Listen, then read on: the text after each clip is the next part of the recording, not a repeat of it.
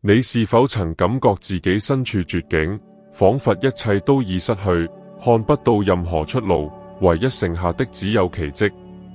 如果我告訴你，就在此刻，上帝可能正在為你準備你迫切需要的答案。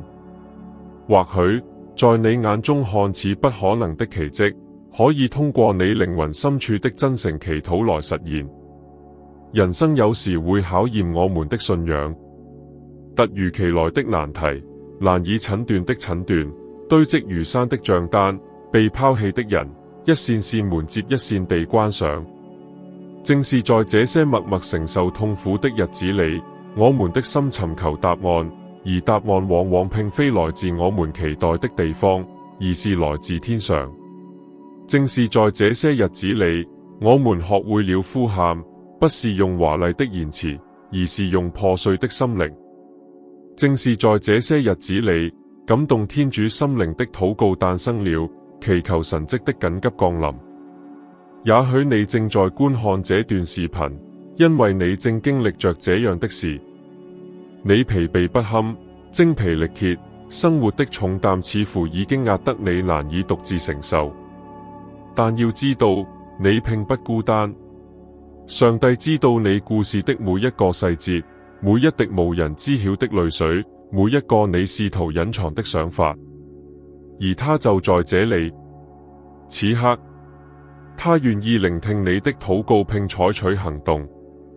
奇蹟並非只是過去的故事，他們每天都在發生。上帝昨日、今日，直到永遠都是一樣的。他依然會在沒有的地方打開門，在醫生說無藥可救時依然醫治，依然修復破碎的家庭，依然扶起被所有人看不起的人。你能想象，如果你把一切都交託在他手中，他會如何處置你的生命嗎？想想聖經中最令人絕望的時刻，人們被困在大海面前，無路可逃。他們身後是法老的軍隊，前方是冷漠的大海。但上帝不需要人類的邏輯來行動，他分開了大海，不可能的事情發生了。或者想想拉撒路，他已經死了4天，身上已經散發着惡臭，在所有人眼中，這已經是末日了。但耶穌來了，說：拉撒路出來。於是死亡不得不讓步，生命在絕望中重生。在你看來，這似乎是終結，但對上帝來說，這可能是一個新故事的開始。你現在感受到的緊迫感對主來說並非問題，他不會遲到，他會在恰當的時機採取行動。但很多時候，他只是在等待你去信靠，等待你去臣服，等待你認識到你無法獨自完成這一切。正因如此，在這個神聖的時刻，我邀請你與我一起祈禱。閉上眼睛，深呼吸，帶着信心思考你的需要，帶着希望想象你希望上帝改變的一切。讓我們一起向天國發出強有力的呼喊：主啊，我的上帝，我的父啊，此刻我將自己置於的面前。我的心充滿痛苦、疲憊和傷痛。主啊，我已經盡力了，我已竭盡所能，但我已到達極限。正因如此，我現在將自己交託於，我將我的一切以及我所擁有的一切都交託於手中，因為我知道唯有能成就不可能之事，唯有能將一切看似死寂的地方帶來生命。父啊，求憐憫我，垂顧我所遭遇的。主啊，求賜下護理，施展大能。求用的手觸摸我生命中急需奇蹟的領域，醫治、恢復、釋放、轉化、更新，洞悉一切細節，知道我默默承受的痛苦。因此，我的神啊，求不要遲疑，求彰顯的愛、的力量、的關懷。我信靠，即使我的眼睛還未看見，但我相信奇蹟已然開始。當你祈禱時，你可能會感到一股溫暖、平安和解脫衝上心頭。這是聖靈在觸摸你，這是始於無形的答案。許多奇蹟並非發生在我們眼前，而是始於我們的靈魂深處。上帝已在行動，他已聽到你的禱告。繼續相信，不要放棄。你走到今天，是因為他想和你說話，而他也確實說話了。如果這段禱告觸動了你的心，請在下方評論區寫下你的請求。請注明你為之禱告的人的名字以及需要奇蹟的情況。讓我們一起代禱。如果你相信其他人也需要聽到這個訊息，就像這個視頻一樣，請分享給那些急需答案的人，並訂閱頻道，這樣你就不會錯過任何禱告或信心的時刻。讓我們一起與上帝同行，體驗他為我們預備的奇蹟。常常，我們迫切的呼求，讓我們以為天主沉默了。時間流逝，似乎一切都沒有改變。白晝漫長，黑夜漫長，我們心痛不已。面對這一切，疑惑開始悄悄衝現。他聽到我了嗎？我的禱告夠強烈嗎？但正是在這些時刻，我們需要記住，天主的沉默並非缺席，而是預備，是無形的行動，是細緻入微的關懷，是我們無法理解的。上帝在恰當的時機行事，他看見我們未見之事，他計算我們未明之事。有時，他延遲我們眼前的奇蹟，好讓我們內心的某些東西成熟。有時，他保護我們，使我們免受尚未準備好接受之事的傷害。真正的信心誕生於我們選擇信靠，即使看不見。當我們說阿門，即使不明白；當我們閉上雙眼跟隨，卻敞開心扉，相信他的至善尚未降臨。有些境遇會從內而外地塑造我們，痛苦的力量使我們更具人性，更加謙卑，更加依賴上帝。有些教訓，我們只有在低谷、匱乏和沉默中才能學到，而奇蹟正是從那裡開始成形的。它並非是肉眼可見的奇觀，而是一場深刻的轉變，始於心靈，在希望中萌芽，在上帝的時間裏綻放。很多時候，真正的奇蹟不僅在於境遇的改變，更在於我們在等待中得到的力量。想想哈拿，她多年來一直哭喊着想要一個兒子，她的子宮空空如也，痛苦不已，但她沒有放棄。她來到聖殿，在主面前傾訴心聲，即使沒有立即的徵兆，他也帶着輕重的心情回家。為什麼？因為他信靠。不久之後，主賜給他撒母耳，歷史上最偉大的先知之一。哈拿不僅僅是得到了一個兒子，他獲得了這份榮耀，成為神揀選的、影響世世代代之人的母親。有些奇蹟並非在我們想要的時候出現，但他們會在合適的時間出現。有些祝福並非以我們想象的方式降臨，但他們會以完美的方式降臨。當我們把緊迫感交託給上帝時，他會用心回應。他不只是賜給我們所求的，他也賜給我們所需的。這就是等候上帝和等候環境的區別。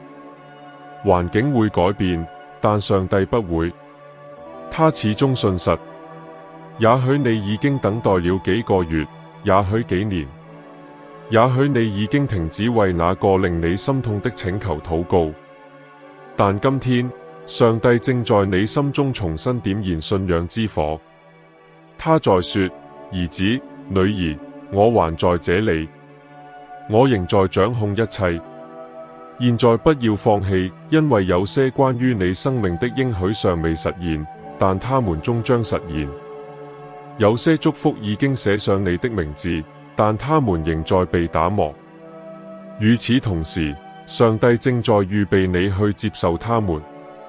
當你聆聽這段信息時，請想想那些看似一切都失去，卻突然發生的時刻。一個細節，一個巧合，一句話，一扇突然打開的門。這真的是巧合嗎？還是上帝在向你表明，他從未拋棄過你，他一直都在這樣做。小小的跡象，小小的答案，小小的推動，匯聚在一起，就變成了偉大的奇蹟。你渴望的奇蹟或許比你想象的更近在咫尺，答案或許已經在路上。或許正如你在視頻開頭祈禱時，上天已經開始眷顧你，因為祈禱就是如此，一座連接天地的橋樑，一場受造物與造物主之間的親密對話，一把打開世界無法鎖上的大門的鑰匙。此刻，深吸一口氣，再次將你的心轉向神，讓自己在他面前變得脆弱，真誠地敞開心扉，說出真心話。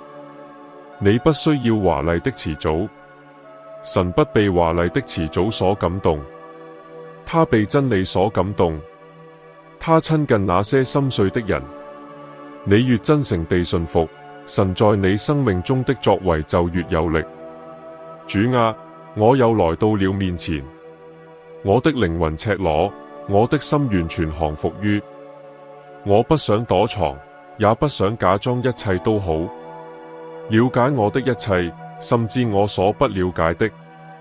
然而，愛我，因此我祈求留在我身邊，不要拋棄我。我知道的時間是完美的，但有時我的心無法理解。所以，在我等待的時候，求堅固我的信心，保守我的靈魂，直到奇蹟來臨。如果這是的旨意，願他早日來到。主啊，願的應允從天而降，如雨滋潤旱地。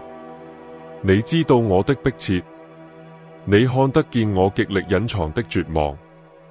我呼求憐憫，我呼求答案，我呼求一個徵兆。即便一切看似依舊，我仍選擇信靠。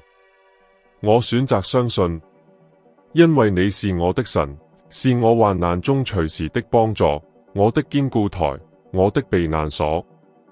我知道，只要出於信心，任何呼求都不會徒然。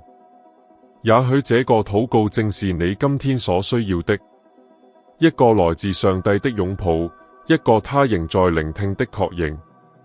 有時他不會立刻改變風暴，但他會改變我們的心，讓我們以更平安的方式面對他。有時他不會以我們期望的方式回應，但他會賜下超越一切理解的平安，而這本身就是一個奇蹟。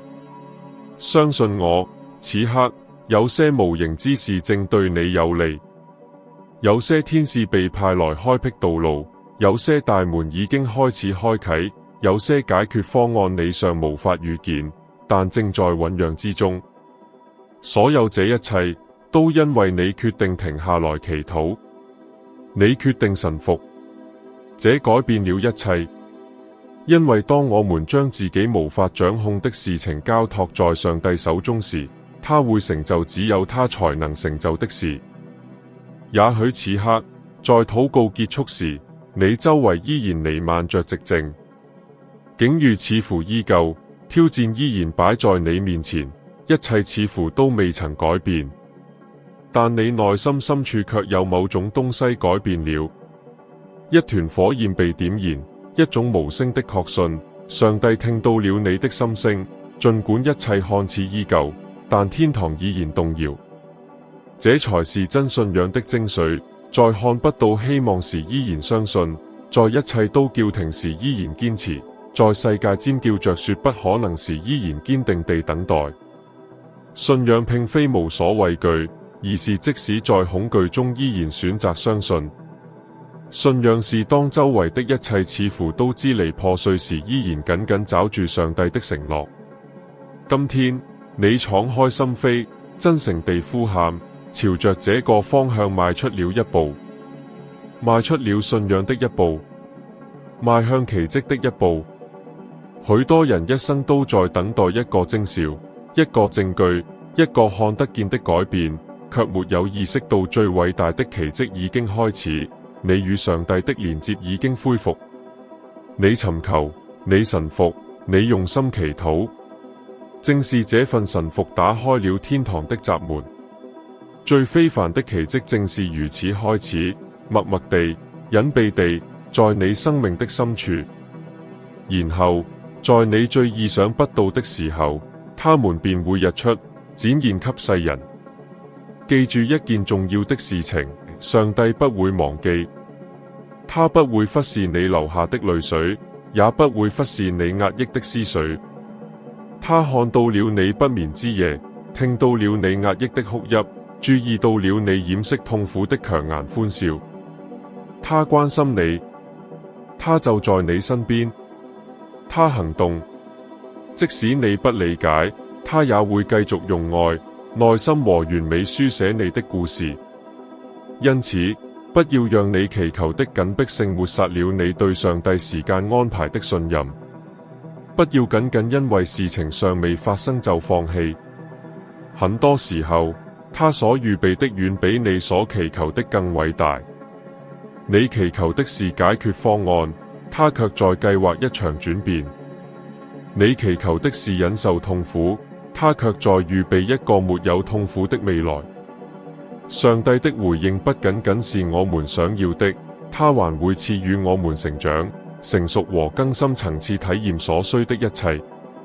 此時此刻，我希望你們默默地重複：主啊，我信靠。即使看不見，即使不明白，我信靠。請重複這句話，無論需要多少次，讓它滲透你的內心，讓它成為你在艱難日子裡的支柱。因為信靠是一種強大的力量，它宣告上帝掌管一切，即使世界似乎正在分崩離析。不要害怕時間，上帝不會遲到，他的應許必將實現，不是以人的方式，而是以神聖的方式，而且這種方式是完美的。也許你正在被塑造，去成就更偉大的事。也許你的痛苦明天會被用來治癒他人的心靈。也許今天讓你哭泣的，有一天會成為你最美好的見證。上帝將眼淚化為教訓，將痛苦化為成長，將傷口化為智慧。他所行的每一個神蹟，都成為他信實的活生生的印記。所以，當沮喪襲來時，回到這裡，聽這段禱告，想聽多少遍就聽多少遍，讓每個字都更新你的信心。在評論區寫下你的請求、你的名字，甚至一句簡單的阿門，在上帝面前封住你的禱告。有時，這小小的舉動，就是信心的一步，能開啟天堂的大門。如果這段禱告觸動了你的心，給你帶來了平安、希望或力量，請立即訂閱我們的頻道。這將幫助我們將這段禱告帶給更多像你一樣渴望奇蹟的人。請點讚這段視頻，讓 YouTube 了解它的重要性。請充滿信心地評論，並與那些需要禱告、安慰和重燃希望之火的人分享。你並不孤單，我們是一個充滿信仰的家庭。我們將繼續攜手祈禱、堅信並見證上帝將繼續創造的奇蹟。因為在適當的時候，你今天只能想象的事情，終將在你的眼前變成現實。你將發現，這一切都是值得信賴的。